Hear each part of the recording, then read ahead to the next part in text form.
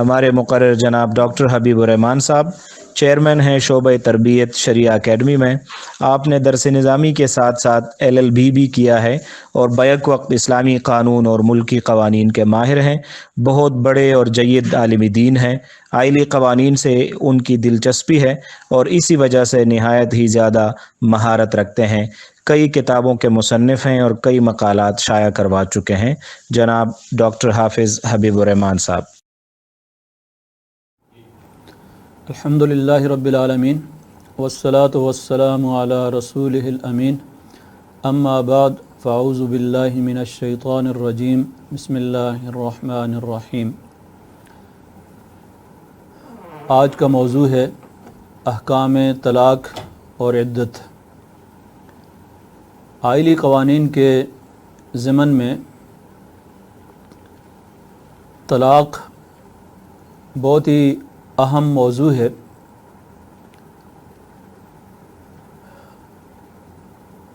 اسلام نے جہاں نکاح جیسی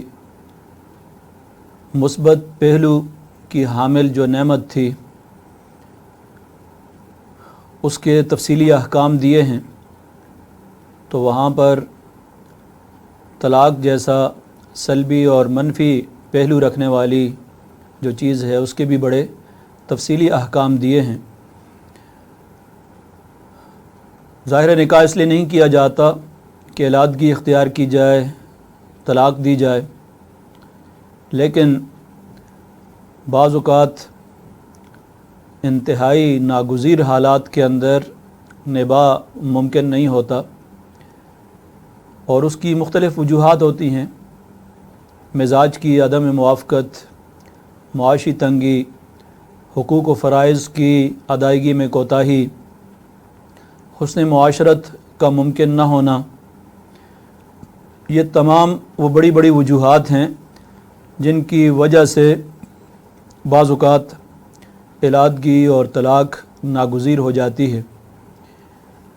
اور اگر طلاق کا یہ پہلو اور اس کی رعایت نہ کی جاتی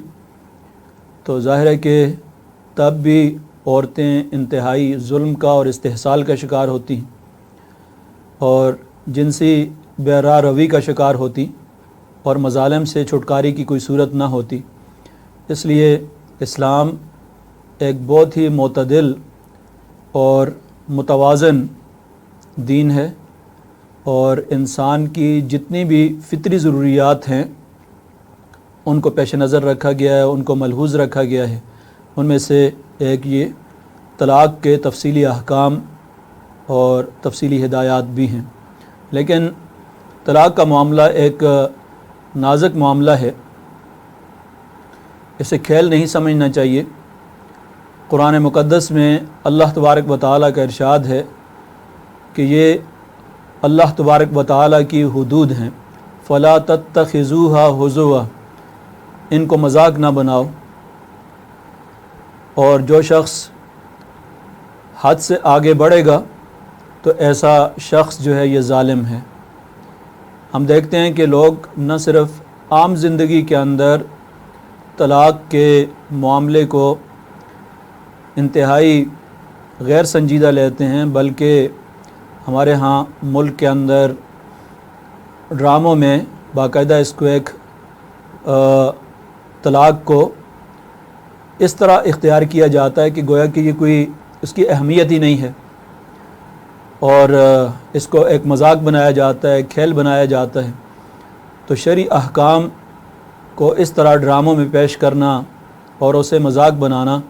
اس پر بڑی سخت وعید اللہ تبارک و تعالیٰ کی طرف سے فَأُولَٰئِکَ هُمُ الظَّالِمُونَ، کہ جو اللہ تبارک و تعالیٰ کی اس حدود کے اندر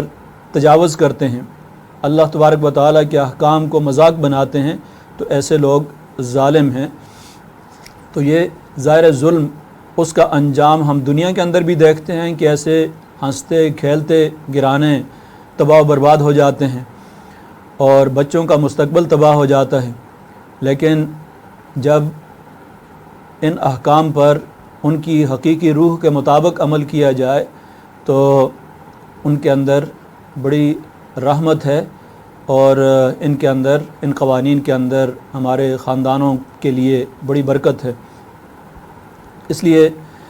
ہمیں خاص طور پر جو علادگی سے متعلق، طلاق سے متعلق جو قوانین ہیں اسلام کے، ان کو سیکھنا چاہیے، ان سے آگاہ بھی ہونا چاہیے۔ اور اس بات سے آپ اس اندازہ لگا سکتے ہیں کہ علادگی کے حوالے سے، طلاق کے حوالے سے اسلام نے کتنے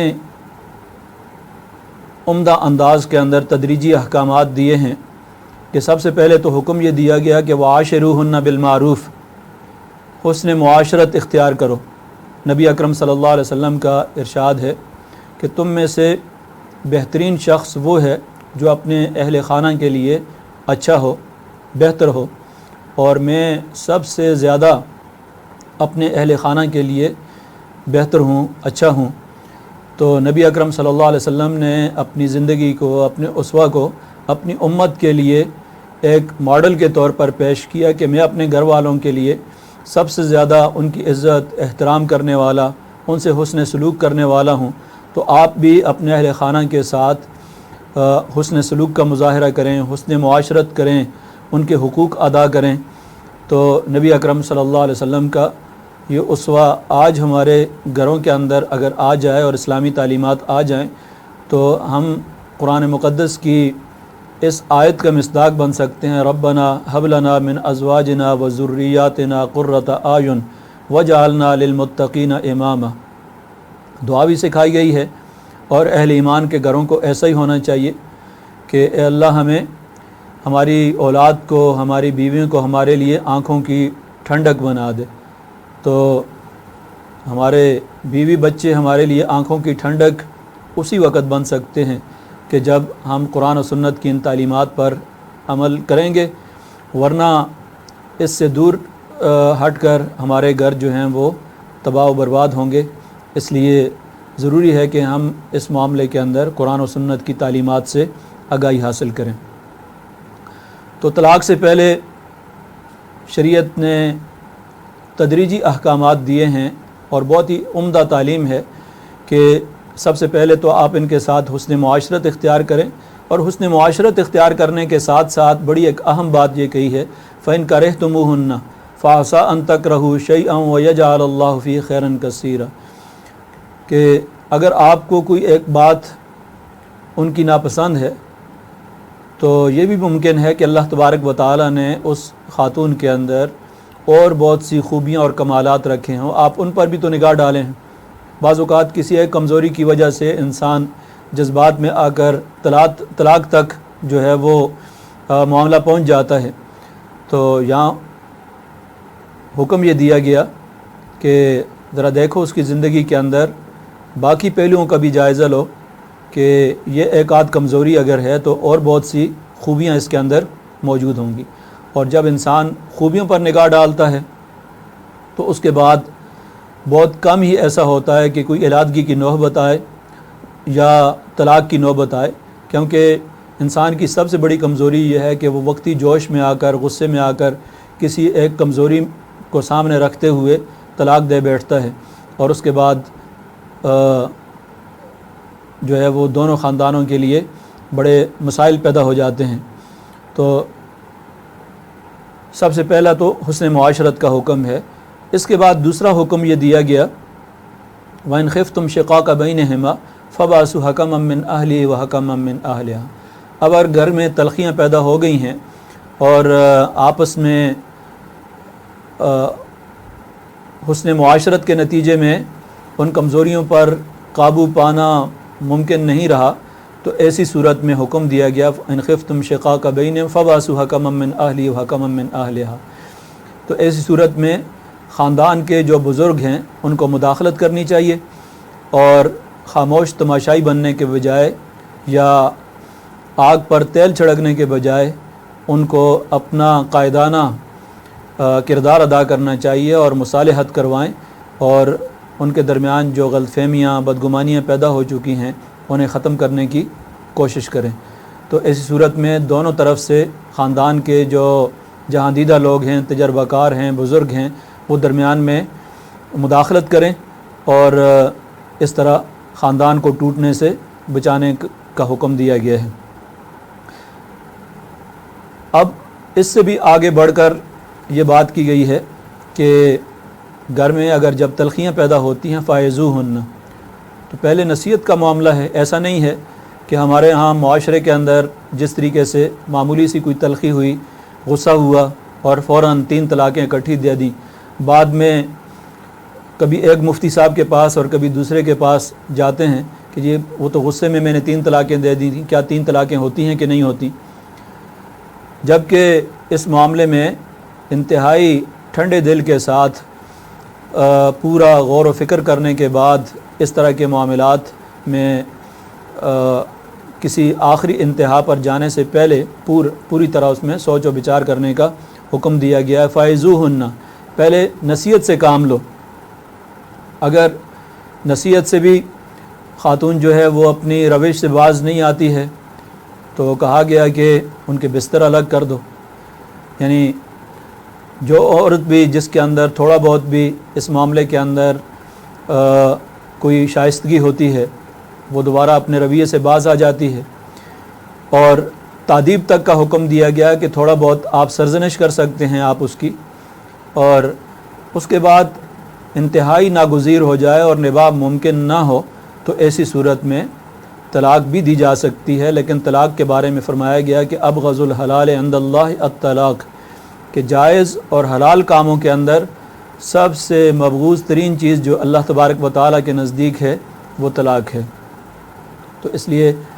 یہ معاملہ انتہائی سنجیدہ معاملہ ہے، کھیل نہیں ہے کہ ہم اس کو کھیل بنا کر خاندان کو، بچوں کو کے مستقبل کو ایک ہی لمحے کے اندر تباہ کر دیں۔ یہ رویہ ہمیشہ انسان کے لیے جو ہے وہ ندامت کا باعث بنتا ہے۔ اس لیے حضرت عبداللہ ابن عباس رضی اللہ عنہ نے فرمایا کہ لوگ اگر طلاق کے معاملے میں نبی اکرم صلی اللہ علیہ وسلم کی سنت کو اختیار کریں اور اس کے مطابق طلاق دیں تو کبھی بھی کسی شخص کو طلاق دینے کے بعد ندامت نہ ہو۔ یعنی اس میں پورا غور و فکر کا موقع مل جاتا ہے، سنجیدگی کے ساتھ بات کو اس کا فیصلہ کرنے کا موقع مل جاتا ہے۔ اس لیے اس میں وقتی جذبات کا اور وقتی جو ابال ہوتا ہے طبیعت کے اندر اس کا عمل دخل نہیں ہوتا، بلکہ گہری سنجیدگی کے بعد آدمی اس نتیجے پر پہنچے کہ اب ہمارا نباہ ممکن نہیں ہے، تو اس صورت میں جب طلاق دی جاتی ہے اور وہ بھی سنت طریقے کے مطابق طلاق دی جاتی ہے، جس کا بھی میں آپ کے سامنے ذکر کروں گا کہ پہلے صرف ایک طلاق دے دی جائے جو طلاق احسن ہے، سنت طریقے کے مطابق احسن طریقہ یہ ہے کہ ایک ہی طلاق دی جائے۔ تو ایسی صورت میں دوران عدت شوہر کے پاس یہ آپشن موجود ہوتا ہے کہ وہ رجوع کر لے، اور عدت گزرنے کے بعد اس کے پاس یہ آپشن موجود ہوتا ہے کہ وہ تجدید نکاح کر لیں آپس میں۔ اگر دونوں کی رضامندی ہے تو ایسی صورت میں نئے سرے سے نئے گواہوں، نئے مہر کے ساتھ جو ہے وہ نکاح کیا جا سکتا ہے۔ تو طلاق کے حوالے سے کچھ بنیادی جو احکام ہیں، قوانین ہیں، وہ آپ کے سامنے کچھ مختصر آپ کے ذکر کروں گا۔ ان میں سب سے پہلے تو خود اس کا لیگل سٹیٹس کیا ہے، طلاق کا شرعی حیثیت کیا ہے اس کی، اس حوالے سے بعض صورتوں کے اندر طلاق جو ہے یہ واجب ہو جاتی ہے، بعض صورتوں کے اندر مباح ہے یعنی جائز ہے۔ تو 2-3 ایسی صورتیں ہیں جن کے اندر طلاق دینا جو ہے وہ واجب ہو جاتا ہے۔ ان میں سے ایک صورت یہ ہے کہ اگر ثالث یہ سمجھتے ہیں، فریقین یہ سمجھتے ہیں، یعنی دونوں خاندان کے جو بزرگ ہیں جن کو ثالث بنایا گیا تھا، وہ اس نتیجے پر پہنچے ہیں کہ اب ان دونوں کے درمیان نباہ کی کوئی صورت ممکن نہیں ہے اور یہ ایک دوسرے کے حقوق و فرائض ادا نہیں کر سکیں گے، تو ایسی صورت میں طلاق دینا واجب ہو جاتا ہے۔ اسی طرح ایک اور صورت ہے کہ اگر شوہر قسم اٹھا لیتا ہے کہ وہ اپنی بیوی کے قریب نہیں جائے گا، تو شریعت نے اس کے لیے 4 ماہ کا عرصہ مقرر کیا۔ اس کو شریعت کی اصطلاح کے اندر ایلا کہا جاتا ہے۔ والذین یؤلون من نسائہم تربص 4 اشہر، جو لوگ اپنی بیویوں کے قریب نہ جانے کی قسم اٹھا لیتے ہیں تو اب وہ 4 ماہ تک انتظار کریں۔ 4 ماہ کے بعد جو ہے وہ احناف کے نزدیک تو خود بخود طلاق ہو جاتی ہے اگر اس نے اس عرصے میں رجوع نہیں کیا، لیکن باقی ائمہ کے نزدیک جو ہے اب طلاق دینا اس کے لیے ضروری ہے. اگر نہیں طلاق دیتا تو عدالت کے ذریعے جو ہے وہ طلاق حاصل کی جا سکتی ہے اور سپریشن ہو سکتی ہے. تو اس صورت میں بھی طلاق دینا ضروری ہے. اسی طرح اگر عورت جو ہے وہ بدچلن ہے تو ایسی صورت میں بھی طلاق دینا ضروری ہو جاتا ہے. لیکن عام حالات کے اندر جب حقوق اور فرائض کے اندر کوئی کوتاہی آ جاتی ہے، حسن معاشرت کے اندر کوتاہی آ جاتی ہے، تو اس صورت میں طلاق دینا عام حالات کے اندر پھر جائز ہے، اور اس راستے کو مکمل طور پر بند نہیں کیا گیا، یہ راستہ کھلا رکھا گیا تاکہ ناگزیر حالات کے اندر طلاق دی جا سکے. تو سب سے پہلے جن الفاظ کے ساتھ طلاق دی جاتی ہے وہ طلاق میں بڑے اہمیت کے حامل ہوتے ہیں. کچھ الفاظ تو بالکل واضح ہوتے ہیں طلاق کے مفہوم میں. مثلا ایک شخص یہ کہتا ہے، اپنی بیوی سے کہتا ہے کہ میں نے تجھے 1 طلاق دے دی یا 2 طلاقیں دے دی ہیں. لفظ طلاق استعمال کرتا ہے، بالکل واضح الفاظ ہیں. اس کے نتیجے میں اگر 1 طلاق دی ہے تو 1 طلاق واقع ہوتی ہے، 2 طلاقیں دی ہیں تو 2 طلاقیں واقع ہوتی ہیں. ان کو ہم صریح الفاظ کہتے ہیں کہ بالکل واضح ہیں، ان کے اندر کسی قسم کا کوئی ابہام نہیں ہے. اب اگر کوئی شخص یہ کہے کہ میں نے اپنی بیوی کو طلاق دے دی اور بعد میں کہتا ہے کہ نہیں میری نیت تو نہیں تھی، میرا ارادہ طلاق دینے کا نہیں تھا، تو آیا اس کی نیت کا اعتبار ہوگا؟ یقیناً اس معاملے میں اس کی نیت اور ارادے کا اعتبار اس لیے نہیں ہے کہ اس نے ایسے الفاظ ذکر کیے ہیں جو کہ طلاق کے مفہوم میں بالکل واضح ہیں، جس میں کسی اور مفہوم کا امکان تک بھی موجود نہیں ہے. لیکن اگر ایسے الفاظ استعمال کیے جن میں طلاق کا مفہوم بھی مراد لیا جا سکتا ہے اور کوئی اور مفہوم بھی مراد لیا جا سکتا ہے، ان کو کنایات کہا جاتا ہے. مثال کے طور پر کوئی شخص اپنی بیوی سے کہتا ہے کہ تم اپنے والدین کے گھر چلی جاؤ. اب اگر جھگڑے کے بعد یہ الفاظ اس نے کہے اور کہا کہ مجھے تمہاری ضرورت نہیں ہے، تم اپنے گھر چلی جاؤ، اپنے والدین کے گھر چلی جاؤ، تو بعد میں وہ کہتا ہے کہ میری نیت طلاق دینے کی نہیں تھی، تو اس کی نیت کا اعتبار ہے. ہاں اگر وہ نیت اس کی تھی اس وقت طلاق دینے کی لیکن غلط بیانی کر رہا ہے تو اللہ تعالیٰ کے ہاں مجرم ہے. لیکن عدالت کے اندر اگر معاملہ چلا جاتا ہے تو عدالت جو ہے وہ اس کی نیت کا اعتبار کرے گی، اور عدالتی فیصلے کے اندر یہ دیکھا جائے گا کہ اس شخص کی نیت طلاق دینے کی تھی تو عدالت اس کا اعتبار کرے گی. اگر وہ کہتا ہے نیت نہیں تھی تو ایسی صورت میں وہ طلاق واقع نہیں ہوگی اور عدالتی فیصلہ اس کے مطابق ہوگا. تو اس لیے یہاں الفاظ کے چناؤ کے اندر بھی نیت کا بڑا عمل داخل ہوتا ہے کہ اس نے کس قسم کے الفاظ استعمال کیے. بالکل واضح الفاظ استعمال کیے تو نیت کا نہیں پوچھا جاتا، اور اگر ایسے الفاظ استعمال کیے جو مبہم ہیں، غیر واضح ہیں، کنایات ہیں، تو ایسی صورت میں نیت کا اعتبار کیا جاتا ہے. اور اس کا طلاق کی نوعیت پر بھی بڑا اثر پڑتا ہے کہ اگر واضح الفاظ استعمال کیے جائیں تو مثال کے طور پر لفظ طلاق استعمال کرتا ہے تو یہ الفاظ کہے کہ میں نے تجھے طلاق دی تو ظاہر 1 طلاق مراد ہوگی. اگر یہ کہا کہ ساتھ 1 بھی ذکر کیا یا 2 طلاقیں ذکر کی تو 2 طلاقیں ہو گئیں. اور اگر کوئی غیر واضح قسم کا لفظ استعمال کیا تو پھر نیت کا پوچھا جاتا ہے اس سے کہ آیا آپ کی نیت 1 طلاق دینے کی تھی یا 3 طلاقیں دینے کی تھی؟ تو وہ نیت میں اظہار کرتا ہے کہ میری نیت 1 طلاق کی تھی تو 1 طلاق بائن ہو جاتی ہے، اگر 3 کا ذکر کرتا ہے تو 3 ہو جاتی ہے. تو یہ طلاق کے معاملے کے اندر الفاظ کا جو انتخاب ہے، الفاظ کا چناؤ ہے، یہ بھی بڑی اہمیت کا حامل ہوتا ہے، اور طلاق کے واقع ہونے یا نہ ہونے میں بھی اس کا بڑا عمل داخل ہے. دوسری چیز طلاق کے معاملے میں اہلیت طلاق ہے،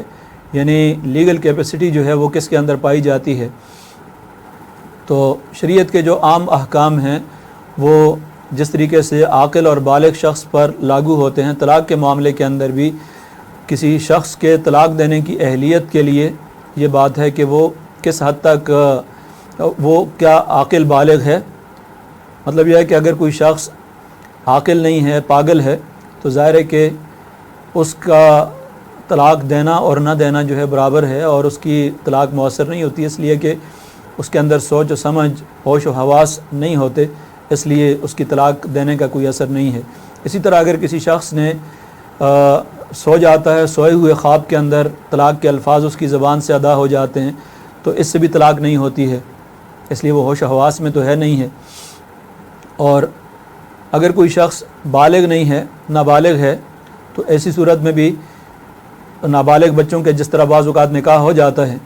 تو نکاح کے بعد اگر وہ طلاق دیتا ہے تو طلاق اس کی مؤثر نہیں ہوتی جب تک کہ وہ بالغ نہیں ہے. تو یہ بنیادی اہلیت ہے طلاق دینے کے لیے کہ عاقل اور بالغ ہو. اور بہت سے معاملات کے اندر عاقل اور بالغ ہونے کی، مکلف ہونے کی یہ جو شرائط ہیں، اس کی بنیاد نبی اکرم صلی اللہ علیہ وسلم کی ایک حدیث ہے کہ رفع القلم عن ثلاثۃ، کہ 3 طرح کے لوگ جو ہیں ان پر کوئی مواخذہ گرفت نہیں ہوتی، مرفوع القلم ہیں. فرمایا کہ عن النائم حتی یستیقظ، سویا ہوا شخص جو ہے اس کے کوئی بات اس کی زبان سے نکل جاتی ہے، کوئی فعل صادر ہوتا ہے جس سے کسی کو تکلیف پہنچتی ہے، تو اس پر کوئی مواخذہ یا گرفت نہیں کی جا سکتی. وعن الصبی حتی یحتلم،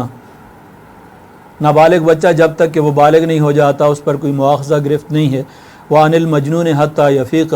اور پاگل شخص جب تک کہ وہ اس کو ہوش نہیں آ جاتا یا وہ ہوش و حواس میں نہیں آ جاتا. تو یہ 3 طرح کے لوگ ایسے ہیں جن پر کوئی مواخذہ اور گرفت نہیں ہے. تو طلاق کے معاملے کے اندر بھی یہی بات ہے. اب 2 طرح کے معاملات ایسے ہیں جو ہمارے ہاں معاشرے کے اندر اکثر پیش آتے رہتے ہیں. لوگ زیادہ تر یہ پوچھتے ہیں کہ یہ کیا غصے میں طلاق ہوتی ہے یا نہیں. اور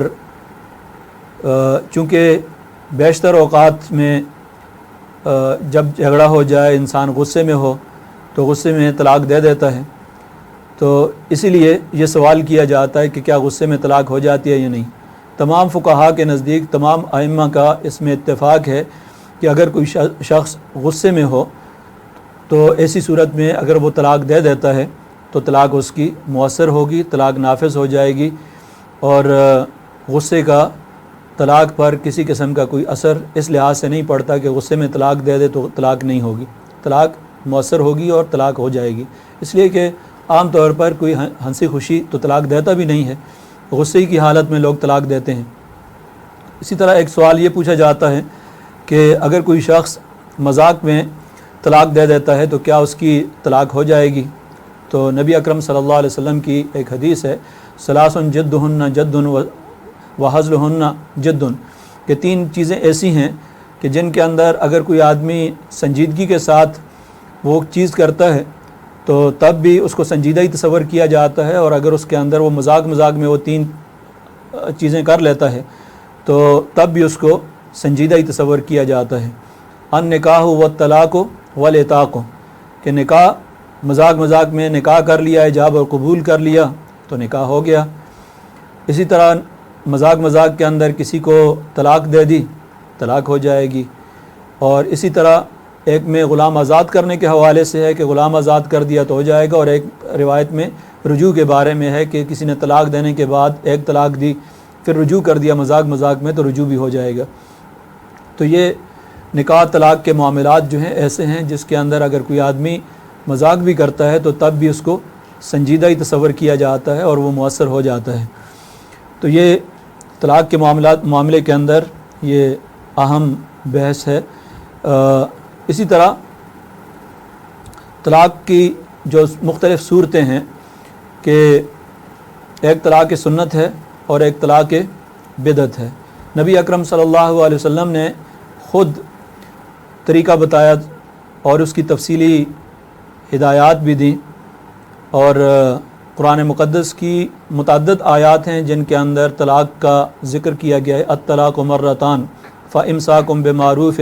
او تسریح باحسان، کہ طلاق 2 مرتبہ ہے. فامساک بمعروف، اب 2 مرتبہ کے بعد اگر کوئی شخص روک لے اس کو، یعنی تیسری طلاق نہ دے تو تب بھی درست ہے، لیکن احسن انداز کے اندر روک لے. او تسریح باحسان، یا احسن انداز کے اندر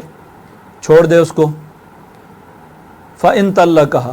اب اس کے بعد اگر تیسری طلاق دے دی، فلا تحل له، اب یہ اس کے لیے حلال نہیں ہے. حتی تنکح زوجا غیرہ، یہاں تک کہ کسی اور کے ساتھ یہ نکاح کر لے، اور وہ اپنی آزاد مرضی سے بعد میں اگر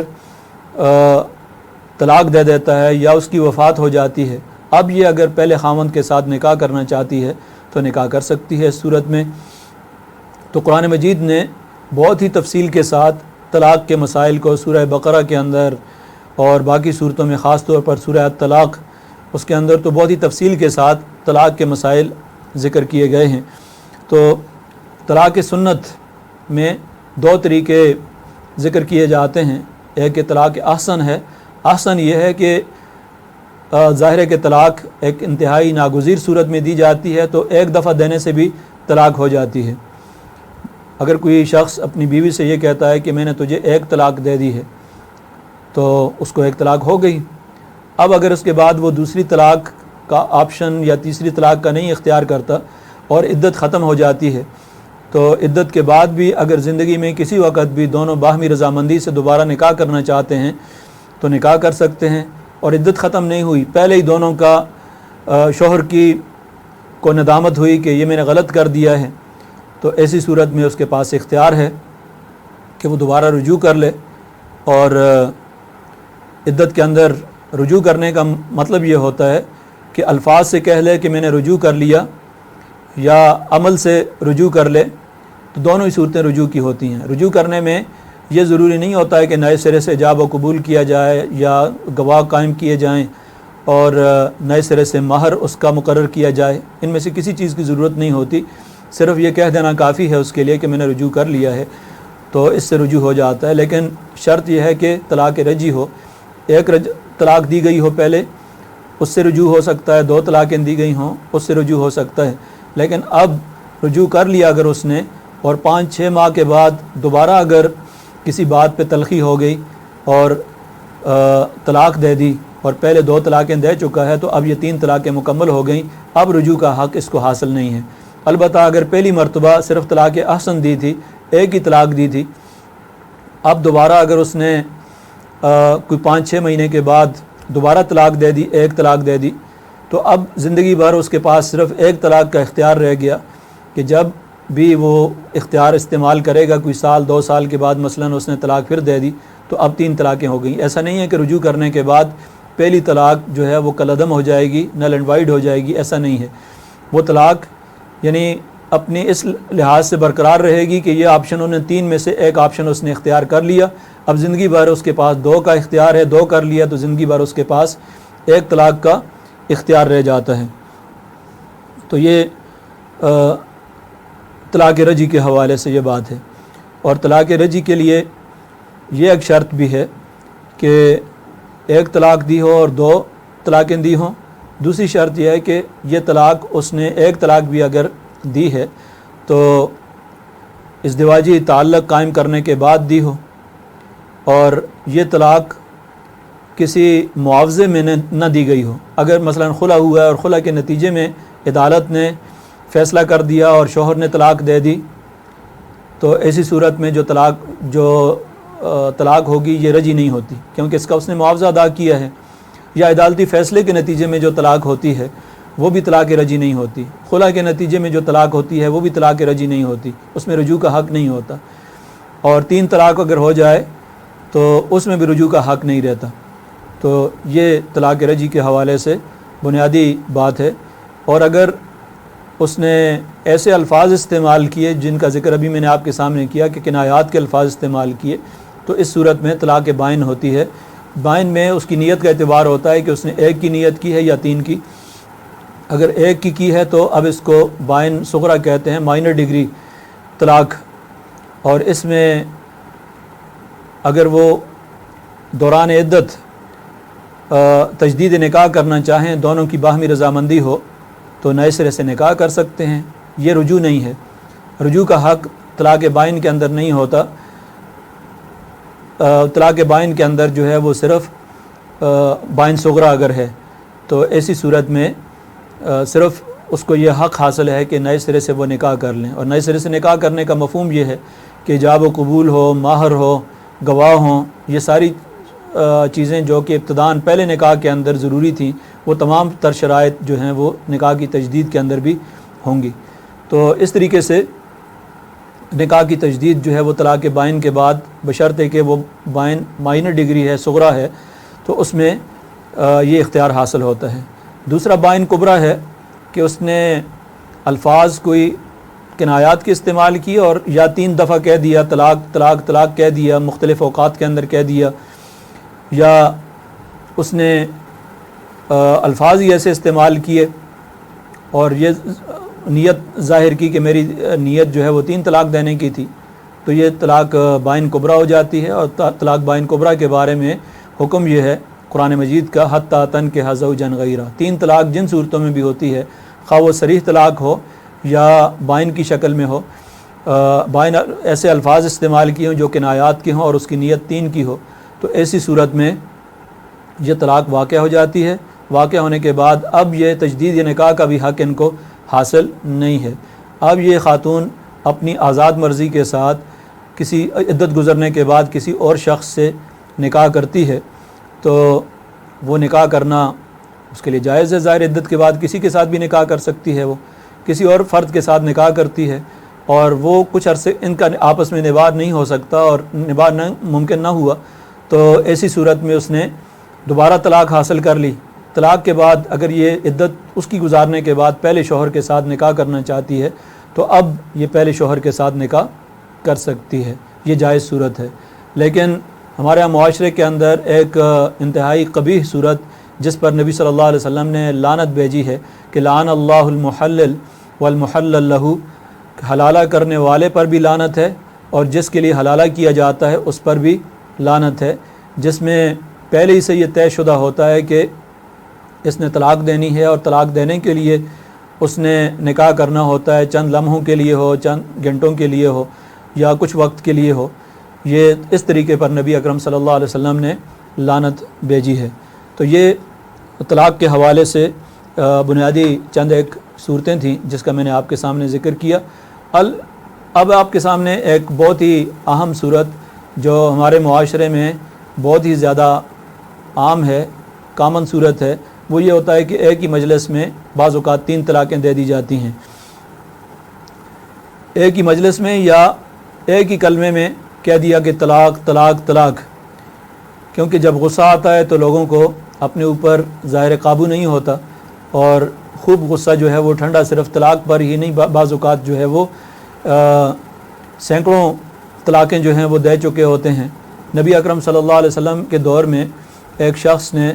نبی اکرم صلی اللہ علیہ وسلم کی خدمت میں یہ بات ذکر کی کہ اللہ کے رسول، میں نے اپنی بیوی کو 3 طلاقیں دے دی ہیں، ایک ہی بار 3 طلاقیں دے دی ہیں، تو نبی اکرم صلی اللہ علیہ وسلم نے اس پر انتہائی غصے کا اظہار فرمایا اور فرمایا کہ ایلعب بکتاب اللہ وانا بین اظہرکم،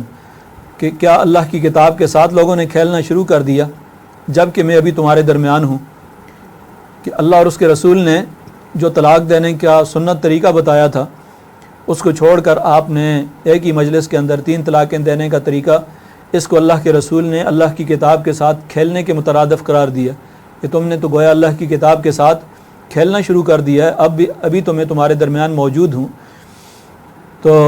ایک آدمی کھڑا ہوا، اس نے کہا کہ یا رسول اللہ الا اقتلہ، کیا میں اس کو قتل نہ کر دوں؟ تو یعنی خود نبی صلی اللہ علیہ وسلم نے کس قدر اس پر ناپسندیدگی کا اظہار فرمایا۔ تو ایک مجلس میں یا ایک ہی کلمے کے ساتھ جب 3 طلاقیں دے دی جاتی ہیں تو اس حوالے سے چونکہ ہمارے ہاں معاشرے کے اندر دونوں طرح کے نقطۂ نظر جو ہیں موجود ہیں، اس لیے دونوں کی وضاحت کر دیتا ہوں کہ ایک نقطہ نظر یہ ہے کہ یہ ایک ہی رجی طلاق ہوتی ہے، اور چونکہ اس میں بعض تابعین کا بھی نقطہ نظر یہ رہا ہے، حضرت عطا، حضرت طاؤس، سعید ابن جبیر اور بعض ائمہ امام ابن تیمیہ اور ابن قیم کا نقطہ نظر یہ ہے، اور ہمارے ہاں سلفی علماء جو ہیں ان کا نقطہ نظر بھی یہ ہے، تو وہ 3 طلاق کو ایک ہی رجی طلاق قرار دیتے ہیں۔ بعض مسلمان ممالک میں عدالتوں کے اندر فیصلے بھی اسی کے مطابق ہوتے ہیں۔ دوسرا نقطہ نظر جس کو چاروں ائمہ نے اختیار کیا ہے، یعنی امام ابو حنیفہ، امام شافعی، امام مالک، امام احمد بن حنبل، چاروں کا نقطہ نظر یہ ہے کہ ایک مجلس میں اگر 3 طلاقیں دی ہیں تو تینوں واقع ہو جاتی ہیں۔ صحابہ اکرام میں سے حضرت عبداللہ ابن عباس، ابو ہریرہ اور بعض دیگر صحابہ اکرام اور تابعین اور چاروں ائمہ کا نقطہ نظر، یعنی میجورٹی جو صحابہ میں، تابعین میں اور ائمہ کی جو چاروں ائمہ ہیں ان سب کا نقطہ نظر یہ ہے کہ اگر ایک مجلس میں 3 طلاقیں دے دی جاتی ہیں یا ایک کلمے کے ساتھ 3 طلاقیں دی جاتی ہیں تو یہ طلاق واقع ہو جاتی ہیں اور 3 طلاقیں ہوں گی، یہ ایک طلاق رجی نہیں ہوگی بلکہ 3 طلاقیں ہوں گی۔ تو چونکہ طلاق کے مسائل اور احکام بڑے تفصیلی ہیں اس لیے میں نے اختصار کے ساتھ چند ایک صورتیں آپ کے سامنے ذکر کی ہیں۔ اس کا دوسرا حصہ عدت کے احکام اور مسائل کے بارے میں ہے، تو وہ بھی انتہائی اختصار کے ساتھ جو ہے وہ آپ کے سامنے ذکر کر دیتا ہوں کہ عدت وہ عرصہ ہے جو کہ عورت کو طلاق کے بعد یا شوہر کی وفات کے بعد جو ہے وہ انتظار کے اندر گزارنا ہوتا ہے۔ اس عرصے میں وہ کسی اور کے ساتھ نکاح نہیں کر سکتی، اور اس کے بھی بڑے تفصیلی احکام سورہ البقرہ کے اندر اور سورہ الطلاق کے اندر ذکر کیے گئے ہیں۔ مثلا سورہ بقرہ میں یہ بات کہی گئی ہے والمطلقات یتربصن بانفسہن ثلاثۃ قروء، کہ وہ خواتین جن کو طلاق ہو جائے وہ اس کے بعد انتظار کریں 3 مینسز تک، یعنی ماہواری جو مخصوص ایام ہوتے ہیں وہ 3 عرصہ جو ہے وہ ان کا گزار لیں، تو تیسرا جس وقت ختم ہو جائے گا تو اس کی عدت ختم ہو جائے گی۔ تو یہ مخصوص ایام جو ہیں ان کے ساتھ اس نے عدت گزارنی ہے جن کے ایام ابھی ہوں۔ البتہ وہ خواتین جو ابھی نوعمر ہیں یا بڑھاپے کی عمر کو پہنچ جاتی ہیں ان کے بارے میں سورہ طلاق کے اندر فرمایا گیا کہ 3 ماہ جو ہے یہ ان کی عدت ہے۔ ایسی صورت میں وہ 3 ماہ قمری حساب سے، چاند کے حساب سے 3 ماہ عدت گزاریں گی۔ اور وہ خاتون جس کو پریگننسی ہو اور اس کو طلاق ہو جائے تو اس کے بارے میں سورہ طلاق کے اندر فرمایا گیا وَأُولَاتُ الْأَحْمَالِ أَجَلُهُنَّ أَن يَضَعْنَ حَمْلَهُنَّ، کہ جن کو حمل ہو، پریگننسی ہو، تو جب تک بچے کی پیدائش نہیں ہو جاتی ہے اس وقت تک ان کی عدت ہے، اور یہ عدت 6 ماہ بھی ہو سکتی ہے، 7 ماہ بھی ہو سکتی ہے، اور یہ بھی ممکن ہے کہ طلاق کے بعد تیسرے دن بچے کی ڈیلیوری ہو جائے تو 3 دن اس کے بعد جو ہے وہ عدت ختم ہو جائے۔ اسی طریقے سے وہ خاتون جس کا شوہر فوت ہو جاتا ہے اس کی عدت قرآن مجید کے اندر 4 ماہ 10 دن ذکر کی گئی ہے۔ وَالَّذِينَ يُتَوَفَّوْنَ مِنْكُمْ وَيَذَرُونَ أَزْوَاجًا يَتَرَبَّصْنَ بِأَنفُسِهِنَّ 4 أَشْهُرٍ وَعَشْرًا، 4 مہینے 10 دن اس کی عدت ہے۔ تو یہ عدت کے احکام ہیں جن کے اندر شوہر کے ذمے یہ بات ہوتی ہے کہ وہ نان و نفقہ بھی دے، اور وَأَسْكِنُوهُنَّ مِنْ حَيْثُ سَكَنْتُم مِّن وُجْدِكُمْ، اپنی استطاعت کے مطابق جہاں پر آپ رہ رہے ہیں ان کو رہائش بھی دینی ہوتی ہے، اور اسی طریقے سے اس عرصے کا خرچہ بھی شوہر کے ذمے ہوتا ہے، سوائے وفات کی عدت کے، کہ وفات کی عدت میں اس گھر کے اندر تو خاتون رہے گی لیکن خرچہ جو ہے ظاہر ہے کہ شوہر کی وفات کے بعد شوہر کے ذمے نہیں ہوتا۔ باقی طلاق کی صورت کے اندر خواہ وہ طلاق رجی ہے یا طلاق بائن ہے، دونوں ہی صورتوں کے اندر خرچہ جو ہے وہ شوہر کے ذمے ہے اس عرصے کا، اور خرچہ ظاہر بچوں کا بھی، اگر بچے ہیں، دودھ پیتے بچے ہیں تو ان کا خرچہ بھی اور ان کے اخراجات جتنے بھی ہیں وہ بھی شوہر کے ذمے ہیں، اور اس کے علاوہ اس عرصے کا بھی۔ تو اس عرصے میں عورت نے اسی جگہ عدت گزارنی ہوتی ہے جہاں پر جس گھر کے اندر شوہر کے جس گھر کے اندر اسے طلاق ہوئی ہے، الا یہ کہ حالات غیر معمولی ہوں جہاں پر اس کے لیے رہنا ممکن نہ ہو، مثلا کوئی محرم رشتہ دار موجود نہیں ہے یا اس کے لیے کوئی خطرات ہیں وہاں پر، تو ایسی صورت میں وہ کسی اور جگہ میں عدت گزار سکتی ہے، لیکن عام حالات کے اندر جو ہے وہ اس کے لیے ضروری ہے کہ وہ اسی گھر کے اندر عدت گزارے جہاں شوہر کا گھر تھا، اس کے اخراجات وغیرہ سارے شوہر کے ذمے ہوں گے۔ تو یہ اختصار کے ساتھ میں نے آپ کے سامنے طلاق اور عدت سے متعلق جو اہم مسائل تھے، اہم احکام تھے، وہ آپ کے سامنے ذکر کر دیے ہیں۔ باقی اگر کسی کے ذہن کے اندر کوئی سوال ہوگا تو انشاءاللہ آپ کے سوالات کے جواب کے اندر اس کو دیکھ لیا جائے گا۔ دعا ہے کہ اللہ تبارک و تعالی ہمیں قرآن و سنت کی تعلیمات پر عمل کرنے کی توفیق عطا فرمائے۔ وآخر دعوانا ان الحمد للہ رب العالمین۔